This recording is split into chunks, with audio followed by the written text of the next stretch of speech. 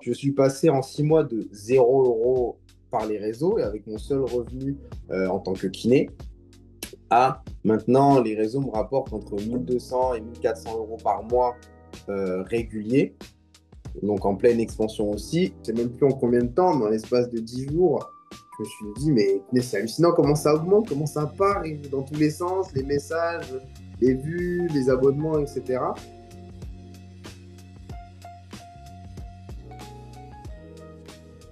Hello Johan, je suis vraiment ravie de t'accueillir aujourd'hui et si j'ai voulu qu'on fasse cette interview, c'est parce que je trouve que tu es hyper inspirant et tu as un parcours inspirant et notamment moi ce qui m'a marqué c'est ta capacité à foncer, à passer à l'action avec régularité et franchement ça c'est rare. Donc voilà, je sais que ton parcours va pouvoir inspirer plus d'un. Est-ce que déjà tu es prêt, tu es bien installé, prêt à commencer? Impeccable, on peut y aller. Ok, alors, classiquement, pour commencer, est-ce que tu pourrais te présenter? Ouais, bien sûr. Donc, ben, moi, donc, du coup, c'est Johan. Je suis kiné. À la base, je suis que kiné. Et en fait, quand je suis sorti de mes études de kiné, j'ai compris qu'il me manquait quelque chose dans ma pratique. Donc, du coup, je suis parti en ostéo. J'ai fait de la médecine chinoise. J'ai fait de la nutrition aussi. Et toujours pareil, malgré tout ça, et je sens qu'il me manque encore quelque chose. Et j'ai voulu, du coup, me développer sur les réseaux pour pouvoir ben, toucher un maximum de personnes. Justement, aider les personnes qui sont un peu dans mon cas qui ne savent pas trop si bah, ils ont besoin de plus, etc. Mais aussi accompagner les personnes qui ont besoin d'un accompagnement plus poussé que ce que la norme propose. Ok, top. Est-ce que tu peux parler un petit peu plus des spécialisations que tu as choisies? Bien sûr, ben, je me suis spécialisé déjà dans le sport parce que, bah, étant donné que j'en fais énormément, surtout du foot, donc du coup, et j'ai pu voir les blessures, etc., et combien c'est compliqué de réussir à s'en sortir. Donc j'ai voulu absolument me spécialiser là-dedans. Et aussi dans un autre accompagnement qui me tient énormément à cœur, donc l'endométriose, parce que ben, ma mère a été atteinte d'endométriose, elle a eu un très mauvais accompagnement, qui fait que malheureusement, malgré 3 opérations, elle avait encore des douleurs. Et ce qui l'a sauvée, j'ai envie de dire, c'est vraiment le côté nutritionnel et la mobilité. Et ce qui fait qu'aujourd'hui, elle n'a plus de douleurs. Et bien, en fait, j'ai voulu faire proposer la même chose, mais à toutes les femmes atteintes. Hmm. Et c'est drôle parce que je me rappelle au tout départ, quand on a commencé un petit peu à travailler ensemble, tu étais encore assez généraliste. Et après, tu as décidé de te spécialiser effectivement dans l'endométriose. Mais au départ, c'était presque un hasard parce que si je me souviens bien, c'était une cliente qui t'avait contacté et qui, elle, était atteinte d'endométriose. Et je me souviens qu'à ce moment-là, je t'avais dit, c'est important de ne pas faire... ne pas aller dans un domaine par opportunité et d'aller chercher vraiment ce qui t'appelait là-dedans. Et en fait, c'était une évidence avec l'histoire de ta maman. Et, euh, et du coup, ça t'a permis de la remettre aussi au cœur de ta mission. Et d'ailleurs, aujourd'hui, enfin, dernièrement, tu lui as, entre guillemets, rendu hommage avec ton nom de programme. Est-ce que tu peux en parler? Ben, j'ai décidé de partir sur un programme qui s'appelle donc, du coup, la méthode Marie, parce que ma mère s'appelle Marie-Laure, où là, j'ai voulu absolument ben, en fait, la mettre au cœur du pourquoi est-ce que j'ai choisi ça et qu'est-ce qui fait que, entre guillemets, je suis un peu le seul homme à avoir vécu l'endométriose de l'intérieur, parce que j'ai vu ma mère comment elle était et j'ai vu son évolution au final. Donc pour moi, ça paraissait presque, ouais, c'est presque logique en fait de vraiment la mettre au cœur de ça. Et c'est d'ailleurs pour ça que j'ai fait ça et que j'ai choisi ce nom-là. Top. Et je me souviens où justement on avait fait ce constat que il y avait très peu d'hommes hein, qui étaient spécialisés dans ce sujet purement féminin. Est-ce que au départ tu as eu des appréhensions de te nicher là-dedans, peut-être d'avoir des retours un peu piquants de certaines femmes, etc. Ben, en tant que professionnel de santé, j'ai déjà eu ce retour-là. Et c'est vrai que malheureusement, je pense que c'est le monde qui le veut aussi. Et les erreurs des uns aussi qui ont fait que c'est devenu comme ça. Mais presque les pathologies féminines, c'est réservé aux femmes et les patientes, en fait, vont s'orienter automatiquement vers des femmes parce elles partent du principe que, ben oui, un homme, il sait pas exactement de quoi il parle, il n'a jamais vécu, etc. Donc, je sais pas si c'est un peu à cause du côté un peu masculiniste, malheureusement. Et ouais, j'ai eu énormément d'appréhension et j'ai eu d'ailleurs des retours piquants. J'en ai eu plus d'un. Mais D'entrée, je m'étais dit, peu importe les retours que je vais avoir, même si je vais avoir des retours négatifs ou même des personnes qui vont vouloir me piquer, etc., je mets un point d'honneur à toujours répondre positivement et à essayer de comprendre le pourquoi. Pourquoi est-ce qu'elles répondent comme ça et qu'est-ce qui dérange en fait dans le fait que moi, en tant qu'homme, je puisse accompagner des femmes atteintes d'endométriose. Hyper intéressant. Et du coup, comment tu répondais à ces personnes-là et est-ce que tu as réussi à leur ouvrir, entre guillemets, leur état d'esprit ou finalement c'était bon, des personnes qui, dans tous les cas, n'étaient pas destinées à devenir tes clientes? Bah, si, je peux. Je vais d'ailleurs te prendre un exemple concret et qui est arrivé il n'y a pas si longtemps que ça, c'était il y a à peu près une semaine, où en fait, j'avais toujours peur un peu des groupes Facebook, parce que je sais que c'est vachement restreint. Et en fait, bah, un jour, j'ai pris mon téléphone, j'ai dit, bon, bah, vas-y, passe le pas, tant pis. Du coup, je suis rentré dans un groupe Facebook spécialisé en endométriose. Et là, c'était que des femmes qui échangent sur leur endométriose, etc. Et du coup, donc, j'étais juste rentré dans le groupe. Et j'avais juste réagi sur certains posts avec juste des j'aime, etc. Et en fait, j'ai décidé de moi faire un post sur le groupe en expliquant mon histoire, en mettant une photo de moi et ma maman, en disant que voilà, ma mère, elle avait des douleurs une fois par mois, etc.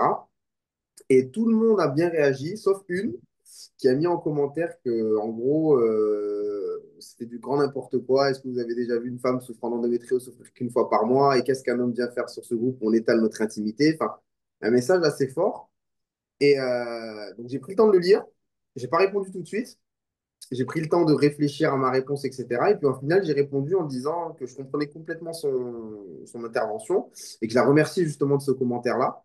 Et du coup, en fait, j'ai juste raconté mon histoire où j'expliquais que ma mère, en fait, je la voyais souffrir qu'une fois par mois parce qu'elle voulait pas me voir que je la vois souffrir, ce qui est normal venant d'une mère.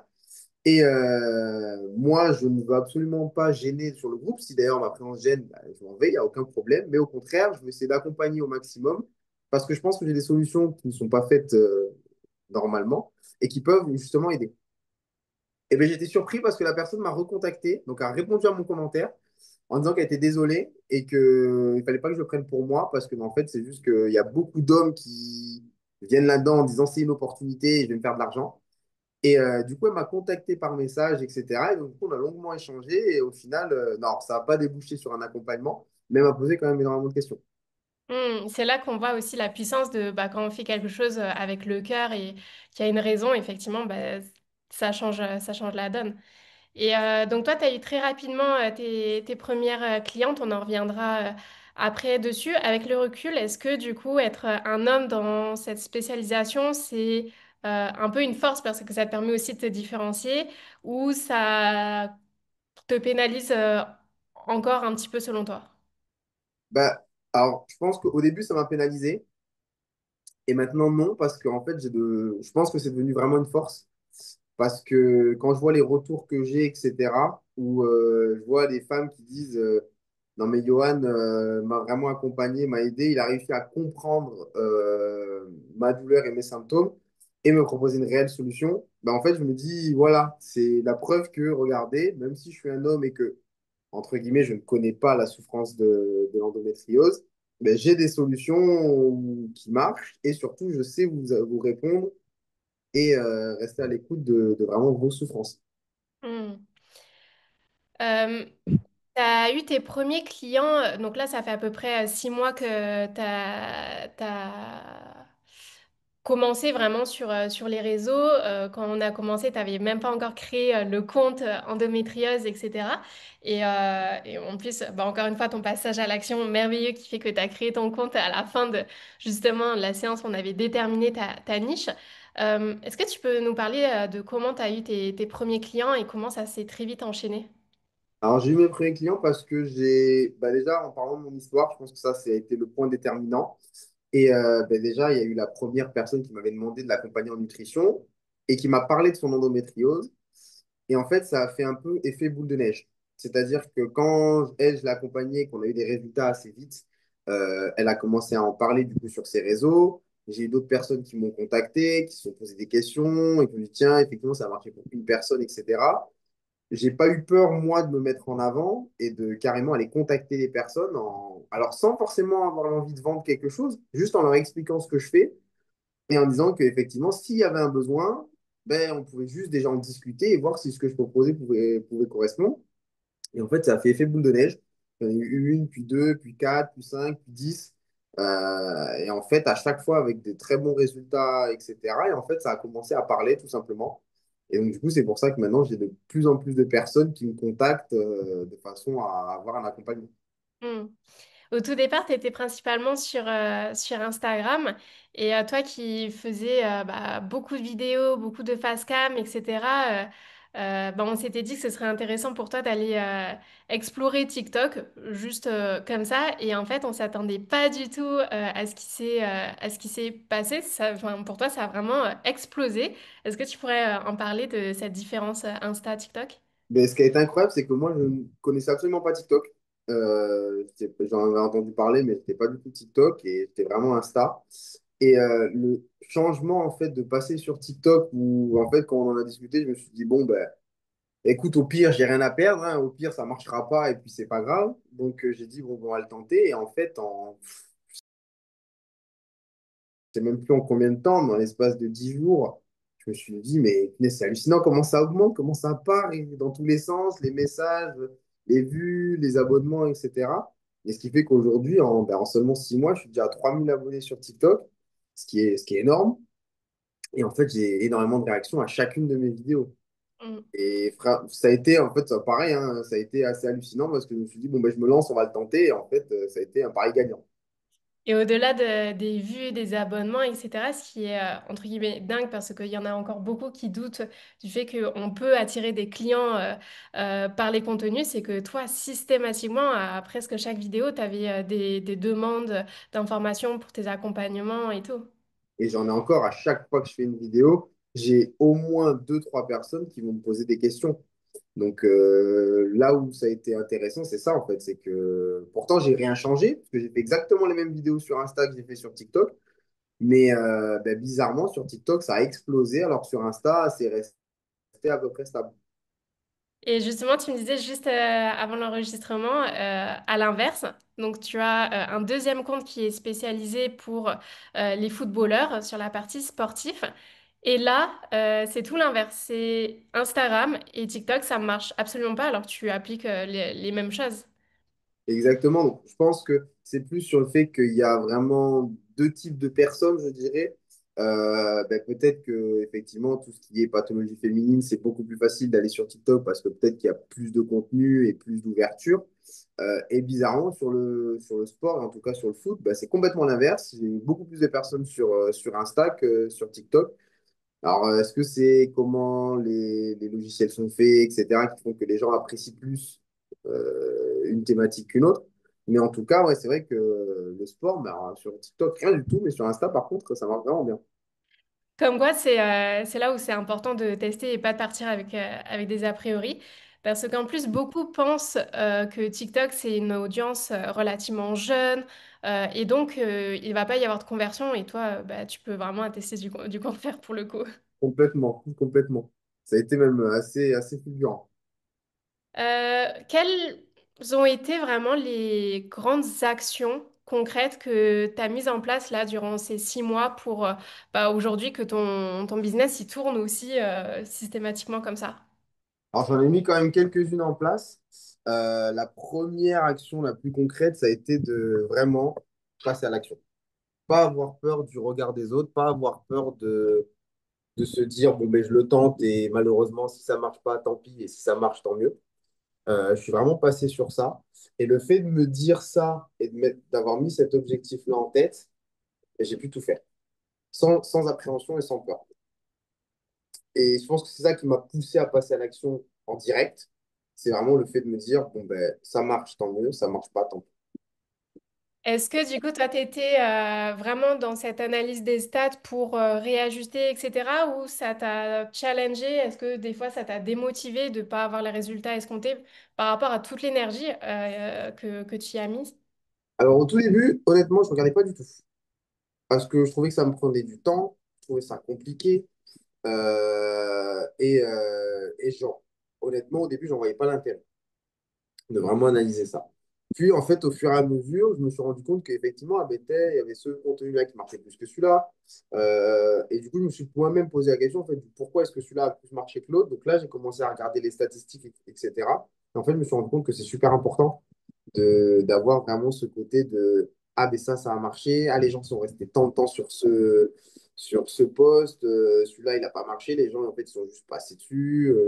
Donc, en fait, ça, je trouve ça super intéressant et en fait important. Hmm.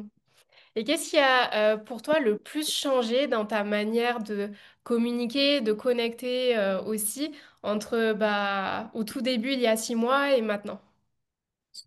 Je pense que c'est plus mon approche et ma vision des choses. Au début, je pense que comme toute personne qui se lance, on part du principe que, OK, je me lance, je veux du résultat tout de suite et j'ai besoin de vendre, vraiment. Et en fait, je pense que ça se ressent dans la façon de parler, dans le contenu, dans un peu tout, dans ce qu'on met en avant, etc. Et en fait, le fait de vouloir vendre, on ne vend pas. Et moi, ce qui m'a fait le déclic, c'est qu'à partir d'un moment, quand j'ai vu justement, parce que je suis passé par cette phase où j'arrivais pas au début, sur la première semaine, en fait, j'arrivais pas à vendre. Je dis, non, il y a quelque chose qui cloche parce que le contenu que je fais, enfin, je parle d'un sujet quand même qui est important. Et en fait, je me suis rendu compte que si on veut vendre, il ne faut pas vouloir vendre. Clairement. Donc, le fait de parler naturellement et des choses qu'on pense, etc., d'expliquer des choses concrètes, mais c'est ça qui va attirer une personne. Et je Hmm. pense que c'est ça qui a vraiment fait le changement dans mon accompagnement et dans les vidéos que je mets. Aujourd'hui, donc on a compris, tu as deux spécialités, deux niches et donc je disais deux comptes différents, un sur l'endo et un sur bah, pour les footballeurs. Et en plus de ça, tu publies très régulièrement, tu postes quotidiennement, je crois. Alors, au début, je postais quotidiennement. Je l'ai chargé parce que sinon, j'ai plus de batterie. Au début, je postais tous les jours. Euh, et c'est là que je me suis fait avoir parce que de poster tous les jours, ça marche pas. Clairement, le problème de poster tous les jours, c'est qu'en fait, j'ai envie de dire, oui, je coupais les ailes à ma publication. Et ce qui fait que ma publication, au lieu d'exploser, etc., ben en fait, c'était complètement arrêté, complètement bridé. Et ce que j'ai fait par la suite, c'est que je me suis dit, écoute, on va déjà moins se prendre la tête, gagner du temps, se dégager du temps tout court. Et au lieu de poster tous les jours, je vais poster tous les 2, 3 jours. Ok. Et c'est fou parce qu'effectivement, du coup, ça te demande moins d'énergie et plus de résultats. Moins d'énergie, plus de résultats et surtout plus de qualité. Le fait d'attendre ces 2, 3 jours, ça me permet moi de filmer plus de choses, de bien réfléchir à mon contenu, de me dire, bon, ben, je vais mettre ça, je vais faire ça, etc. Moins de prise de tête, moins la pression de dire, punaise, aujourd'hui, il faut absolument que je poste, j'ai oublié. Ça m'est arrivé même plus d'une fois de ne pas poster d'une semaine. Et ben en fait, j'ai vu que j'avais aucune retombée, et bien au contraire, ça laissait le temps à la vidéo de bien progresser, etc. et pouvoir enchaîner sur la suite. Et tu vois, ce qui est quand même admirable, c'est que deux comptes, c'est forcément deux fois plus d'énergie parce que il y a évidemment la création de contenu, mais il y a bah, tous les liens DM, enfin, que tu crées avec ton audience. Euh, et la plupart des entrepreneurs, moi, me disent, mais j'ai pas le temps de communiquer. Et toi, bah, tu gères deux comptes pro et maintenant un troisième, en plus de ton travail, etc. C'est quoi ton hack pour réussir à tout gérer? Alors, ça, c'est bien que tu me poses la question. C'est une question que une de mes collègues m'a posée justement. Elle me dit, mais comment tu fais pour réussir à tout coupler? Même ma chérie me le demande, comment tu fais? Parce que franchement, c'est compliqué. Bon, en fait, je pense, le fait de se dire, bon, si du temps j'en ai, c'est tout con, mais quand je suis au boulot, personne peut dire, je suis au boulot, j'ai jamais mon téléphone. Quand je suis au boulot, j'ai une pause, j'ai un trou, même si c'est 10, 15 minutes, j'ai du temps. Ça me permet moi de réfléchir à quelque chose. Il faut se dire que n'importe quoi peut servir de contenu. Donc je filme absolument tout. Un exercice, j'ai une idée d'un nouvel exercice, donc je vais le filmer, je vais le faire. Je peux rester 10, 15 minutes de plus parce que je fais ma séance de sport. Ok, je vais me filmer peut-être en faisant ma séance de sport. En fait, du temps, on en a tous. C'est juste qu'il faut savoir l'utiliser. Et c'est vraiment ça qui a réussi à me dégager en fait du temps tout simplement. Et en fait, même parfois, ça arrive que je fasse des posts où je me dis, bon, vas-y, je vais parler 10 secondes. Juste, je vais me filmer, je vais parler 10 secondes et ça me servira de post. Et en fait, c'est efficace. Hmm. Et quels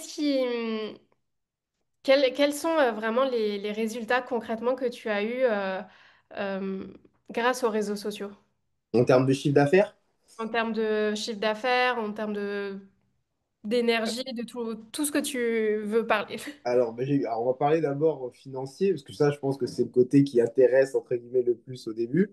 Je suis passé en 6 mois de 0 € par les réseaux et avec mon seul revenu en tant que kiné à maintenant, les réseaux me rapportent entre 1 200 et 1 400 € par mois réguliers, donc en pleine expansion aussi, plus mon salaire de kiné. Donc ça, déjà, c'est le côté, j'ai envie de dire, financier, de me dire que en général, une entreprise, c'est 3 ans.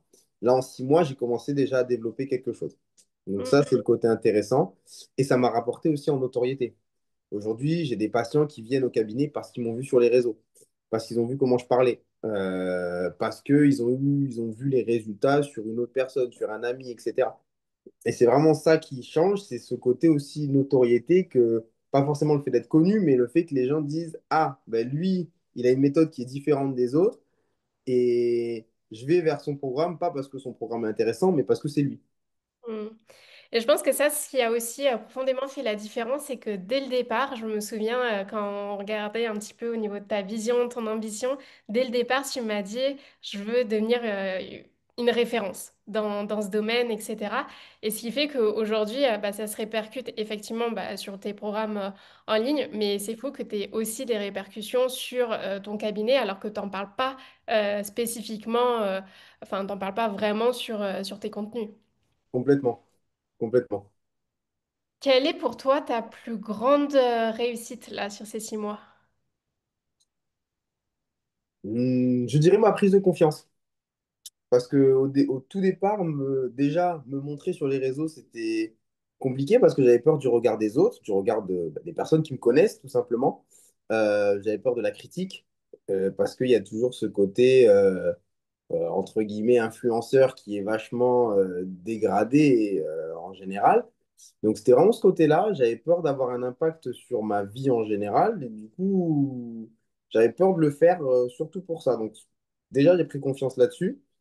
Et quand je regarde l'évolution, quand je regarde mes premières vidéos et celles de maintenant, c'est l'évolution que j'ai eue sur un contenu qui, oui, presque en fait paraissait enfantin, où c'était pas bien travaillé, les couleurs n'étaient pas forcément bien adaptées, etc. Maintenant, où je suis, ben, entre guillemets, beaucoup plus simple, moins prise de tête, et en fait, mon contenu fait de suite beaucoup plus professionnel.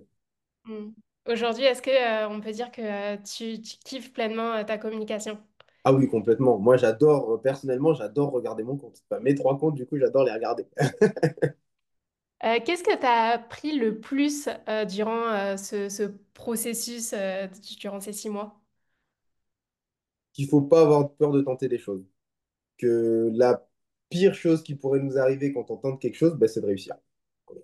Hmm. Et qu'est-ce que tu aurais aimé savoir ou comprendre plus tôt? J'aurais aimé que, avant même de me lancer, que quelqu'un me dise, arrête d'attendre. Tu as une idée, pour toi, elle est bonne, mets-la en place.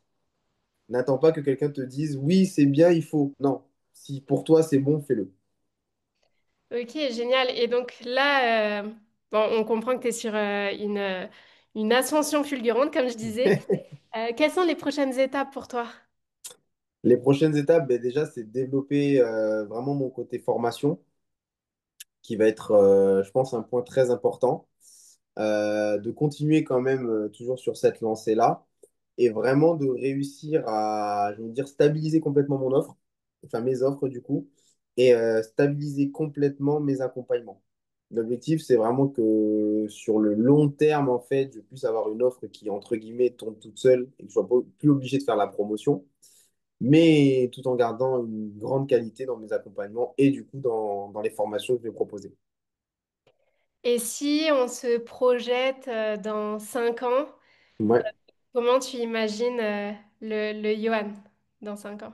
Dans 5 ans, j'imagine garder quand même une activité professionnelle en présentiel, parce que bah, tout simplement, j'adore ce que je fais. Complètement différemment, parce que je veux plus faire de la kiné classique. Je veux vraiment avoir une méthode qui soit ma méthode et qui soit différente. Et surtout avoir une grosse part d'indépendance grâce aux réseaux sociaux, aux accompagnements, aux formations, qui tourneraient en fait de la meilleure des manières. Et est-ce que dans 5 ans, tu seras toujours spécialisé en endométriose, en football, ou tu te vois évoluer vers d'autres domaines aussi, ou en parallèle? Ou Pour en... moi, les spécialisations que j'ai actuellement, c'est un tremplin. C'est une première base qui est déjà très très bonne et à voir si l'objectif ce serait évidemment d'étendre les bases et pourquoi pas proposer une méthode qui marcherait sur beaucoup plus de choses. Ok, génial. Euh, Bah, j'arrive un petit peu à la fin de mes questions. Je réfléchis si j'en ai pas une dernière. Est-ce que tu aurais un petit un dernier mot pour la fin, quelque chose qu'on n'a pas abordé? Moi, si, le mot que je peux dire, alors, ça va sûrement toucher tous les entrepreneurs qui se lancent et qui aimeraient se lancer, c'est vraiment qu'il ne faut pas attendre, il ne faut pas avoir peur de tenter des choses. Euh, le seul frein qu'on se met, et c'est pour ça qu'il y en a qui réussissent très très bien et qu'il y en a qui ne réussissent pas, en fait, le seul frein qu'on se met, c'est nous. Si on a une idée, si on a un objectif, déjà, voilà, il faut définir bien ses objectifs et pas avoir peur de prendre des risques parce que bah, c'est comme ça qu'on va réussir à progresser. Toutes les grandes entreprises ont commencé au début avec rien du tout. Hmm. Merci pour ce rappel, c'est hyper puissant. Est-ce quel est le meilleur conseil que je t'ai donné et que tu as retenu? Ou une punchline ou quelque chose? Alors si, je vais avoir deux choses qui m'ont marqué. La première, c'est vraiment que tu m'as laissé cette liberté en me disant que déjà mes idées étaient bonnes et en me motivant à me dire, mais feu, vas-y, tente-le. Je pense que c'est la première, déjà, le premier point qui a été hyper important. Et deuxième, c'est que tu m'as jamais laissé donner un objectif trop bas. Chaque fois que je t'ai donné un objectif, tu m'as repris en disant non, non, non, là, ce que tu me donnes, c'est trop bas, là, tu peux faire beaucoup mieux. Et en fait, le fait d'avoir fait ça, c'est que moi-même, je me suis rendu compte en te donnant l'objectif, en ayant ta réponse, de me dire, ah oui, elle a raison, en fait, en gros, je me dévalorise, je peux faire beaucoup plus. Et je pense que c'est ça qui m'a beaucoup, beaucoup aidé. Ouais, après, évidemment, les objectifs, ça s'adapte à chacun des personnes, mais effectivement, toi, en voyant tout le passage à l'action et l'ambition que tu avais aussi, tu avais toujours besoin de te challenger toujours plus et c'était assez extraordinaire. Et d'ailleurs, ça a été vraiment un plaisir de pouvoir travailler avec toi et j'ai beaucoup appris aussi avec toi. Ok, pour terminer, où est-ce qu'on peut te retrouver si on a envie de travailler avec toi ou d'en savoir plus sur toi? Alors, ben, déjà, en fonction de l'objectif, donc j'ai trois comptes. J'ai le compte spécialisé foot et sport, donc Riga-du-bas foot perf. Là, on va me retrouver sur tout mon côté sportif. Sur le côté endométriose, donc alors je ne vais pas dire de bêtises, mais je crois que c'est endo.marie.nutrition, si je ne dis pas de bêtises. Où là, donc là, c'est pour tout ce qui va être endométriose, plus spécifique, nutrition, etc. Et mon troisième compte qui va s'axer plus sur de la formation professionnelle ou personnelle, ça, ce sera encore à définir. Donc, c'est Kinervag de façon à rester sur quelque chose de beaucoup plus nerveux du coup et vraiment axé sur du pro et du développement en fait de chacun. Ok, top. Bah, dans tous les cas, je mettrai tous les liens en description. Et puis, bah, je te souhaite encore une belle ascension. C'est que le début de l'aventure. Et Oui, bah, je te dis à bientôt. à très vite.